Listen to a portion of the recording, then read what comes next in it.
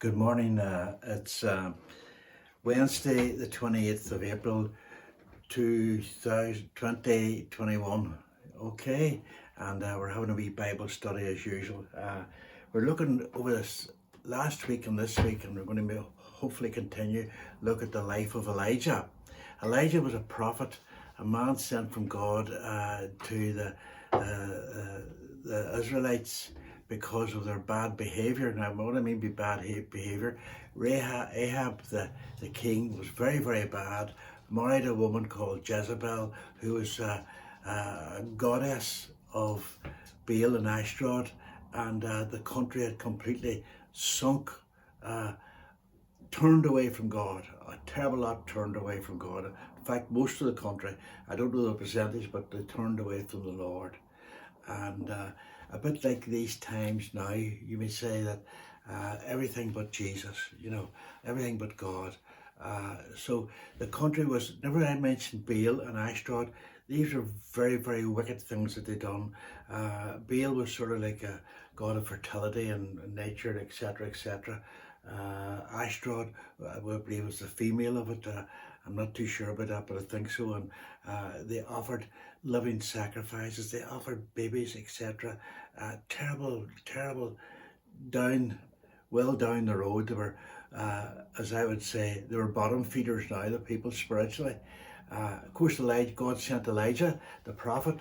Never a prophet appears in Israel. He's always there to sort them out, not a man liked at all.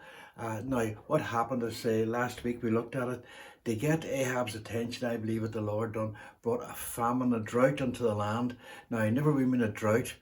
There was nothing, not a drop of rain, not a drop of dew in the morning. In a hot country, wouldn't take long before it started to bite. So what had he done? He sent Elijah away for a while to let the grip go on. The king went to a brook called Cherith, stood out there for a while, stayed there for a while. The source of food and the source of water dried up. He was sent then, God says, get up, I have commanded a woman in Zarephath to look after you, a widow woman. So go you there. So Elijah went there, and we'll pick up a story there from that. It's 1 Kings 17, verse 8. Then the word of the Lord came to him and said, get up and go to Zarephath that belongs to Sidon and stay there. The Lord still had a period of time where the bite would go on even more, and people would start to think where they're at, So even you look at today, everything's, God does things, it's incredible. So get up and go to Zarephath that belongs to Sidon and stay there. Look, I have commanded a woman who is a widow to provide for you there. So Elijah got up and he went to Zarephath, and when he arrived at the city gate, there was a widow woman gathering wood. Elijah called and said to her, please bring me a little water in a cup and let me drink. So she went to get it, and he called to her, please bring me a piece of bread in your hand. But she said, as the Lord your God lives, I don't have anything baked, only a handful of flour in a jar and a bit of oil in a jug, and just now I'm gathering a couple of sticks in order to prepare for myself and my son so we can eat and die. Not a good future. Wow. Sometimes where the Lord uses things that they're totally, doesn't look like there's a door out of it at all. It looks as if every door is shut here, even though he's with a woman. But Elijah said to her, don't be afraid. I like them words, don't be afraid, because many a time in your Christian life you came across things that were very difficult to cross, very difficult to surmise. You're up against a brick wall, and you can find the Lord said, don't be afraid. He's promised to look after you. And Elijah said to her, don't be afraid, go and do as I have said. But first make me a small loaf and bring it out to me. Afterwards you may make some for yourself and your son. For this is what the Lord of Israel says. The flour jar will not be empty, and the oil jug will not run dry until the day of the Lord sends rain on the surface of the land. Wow. Now, that's some tune, isn't it? So the woman went and done what took place in that. It's interesting to note, on the sideline, the word Elijah means Yahweh is my God, you know. So everybody else was worshipping Baal and Ashtaroth and far away from God, all but a few. So what did this woman do? Didn't look good, but so she proceeded to do according to the word of Elijah. So she obeyed the man of God. This is interesting. You'll hear this saying coming up, the man of God, more than times now enough.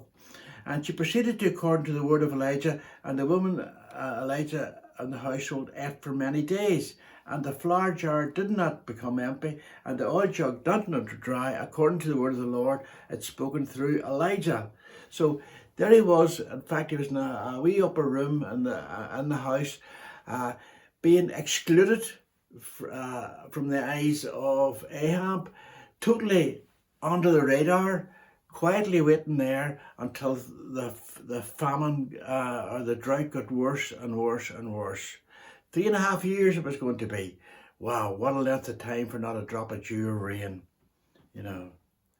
But things did not work out too well for the woman. Sometimes we're in a pathway, and we're doing what the Lord wants us to do, and all of a sudden hits us up the face, So we just have to keep trusting.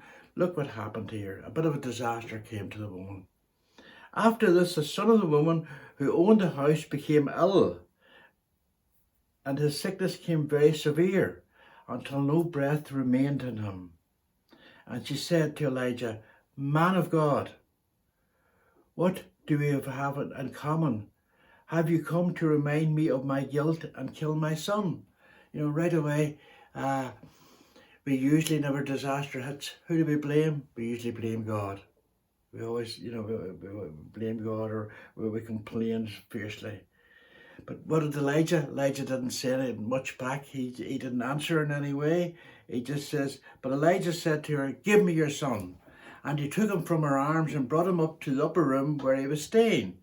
And he laid him on his own bed.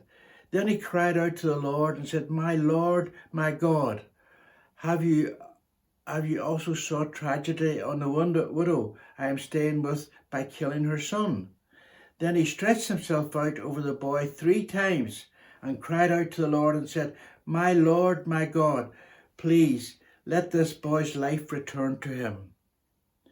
So the Lord listened to Elijah's voice, and the boy's life returned to him, and he lived. Wow. And Elijah took the boy and brought him down from the upper room into the house and gave him to his mother. Elijah said, "Look, your son's alive." Then the woman said to Elijah, "Now I know you're a man of God, and the Lord's word comes from your mouth is true." We bit like the disciples when they recognised who Jesus was here. And this woman recognised that Elijah was a true prophet of God. And she couldn't be in a better place. She was getting fed and watered. Her son took sick. Her son was made well. So they more or less sat out the famine there. And you go to the next chapter a wee bit, but we'll just not do too much of this. And after a long time, the word of the Lord came to Elijah on the 3rd year. "Go and present yourself to Ahab, and I will send rain on the surface of the land." So Elijah went to present himself to Ahab, for the famine was severe in Samaria. Now, you could not imagine what it's like. It would be unbelievable. Everything's gone now. No harvest for possibly 3 years. Everything drying up. Hunger everywhere. Death everywhere. And in comes this other character in the story. It switches here to Ahab, verse 3 of 18. Now Ahab called to Obadiah, who was in charge of the palace, and Obadiah was a man who was greatly feared the Lord. So there was wee snippets of people around, and this man was more or less, I would say, maybe like the Prime Minister, in charge of the king's stuff, and he was given a task to do. But we'll read a wee bit about this man first. This man feared the Lord. Can you imagine what it was like, probably seeing Ahab every day and Jezebel? And he says, "Wow, I don't agree with this lot here, but I'll probably do what I'm told." So there's a big conflict there, And it's terrible to be in a place like that. But he feared the Lord, and he took 100 prophets and hid them 50 men in a cave and provided them with food and water. While when Jezebel slaughtered the men of the prophets, the Lord's prophets. Now, can you imagine that? What a guy! What a guy! What a good man, you know. We'll just leave the story there now, and we'll continue it possibly next week. May the Lord bless you all the day. Have a good day. Bye.